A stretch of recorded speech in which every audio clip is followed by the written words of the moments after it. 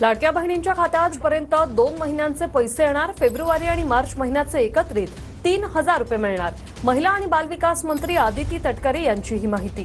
3,000 सन्मान निधी आपण direct DBT केलेला आहे आणि जवळपास आतापर्यंत 1,60,00,000 महिलांना त्यांच्या खात्यावर 3,000 इतका डीबीटी त्या ठिकाणी उपलब्ध करून दिलेला आहे।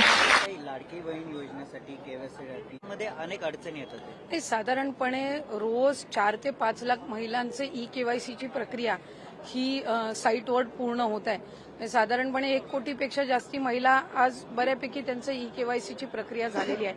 ज्यांच्या पतीचं निधन झालेलं आहे किंवा वडिलांचं निधन झालेलं आहे किंवा डिवोर्स असतील म्हणजे एकल महिला असतील त्यांच्यासाठी आम्ही वेबसाईटवर एक ऑप्शनच्या संदर्भातलं एक वर्किंग करत आहोत की त्यांच्या पतीचं किंवा वडिलांचं जर निधन झालं असेल तर त्यांचं डेथ सर्टिफिकेट किंवा डिवोर्स झाला असेल तर ते डिवोर्सचे पेपर्स अपलोड करण्याच्या दृष्टिकोनातून हे आम्ही तिथं ऑप्शन्स तयार करत आहोत।